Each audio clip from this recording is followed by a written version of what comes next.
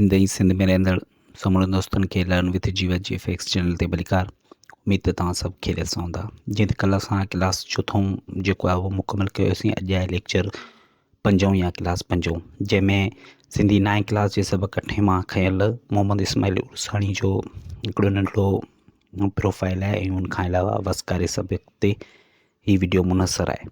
मूंखे उम्मीद आहे त हीअ वीडियो तव्हांखे पसंदि ईंदी। जेकॾहिं पसंदि अचे त प्लीज़ लाइक कमेंट ऐं शेयर लाज़मी कजो उन्हनि दोस्तनि सां जेके दोस्त Sindhi language teacher SST HST जी तयारी कनि पिया।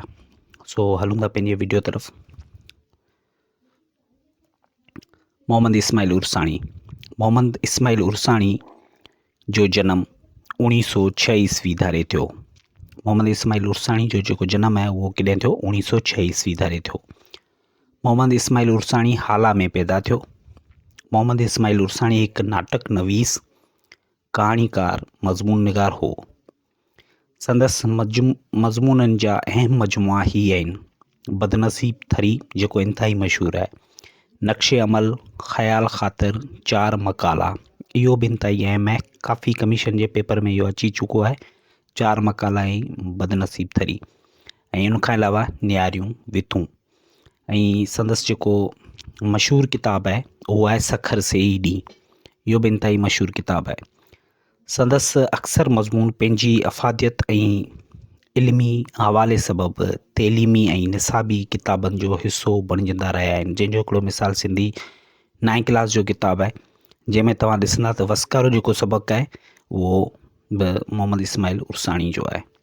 मोहम्मद इस्माइल उर्साणी साहबु 1986 ईस्वी में वफ़ात कई। सिंधी 9 क्लास में वस्कारो सबक़ु। संदसि मशहूरु किताबु न्यारियूं विथूं था वरितल आहे।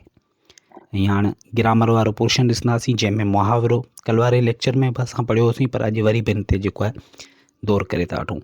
लफ़्ज़नि जो अहिड़ो फ़िक्रो या अहिड़ी फैली सूरत जेका सिधी माना ॾेखारे त उनखे मुहावरो चइबो आहे। मतिलबु जेका सिधी माना ॾेखारे त उनखे असीं छा चवंदासीं? मुहावरो। मिसाल तौरु विॼु ॾिसी वहसणु माना खिवण ॾिसी डपु करे वञणु या ख़ौफ़ज़दा थियणु, या सिधी सही माना आहे। बुत खां बेज़ार थियणु माना थकल या बेज़ार हुजे माण्हू वग़ैरह वग़ैरह। त इहो मुहावरे जा मिसाल आहिनि। मूंखे उमेद आहे त अॼु जो ही सबक़ु तव्हांखे पसंदि आयो हूंदो। जेकॾहिं पसंदि आयो हुजे त बराए महिरबानी पंहिंजी राय लाज़मी ॾिजो। इंशाल्लाह वरी नए सबक़ सां गॾु हाज़िर थींदासीं। तेसिताईं पंहिंजे दोस्त जीवत कुमार खे इजाज़त ॾींदा। सिंध सलामत, साथ सलामत।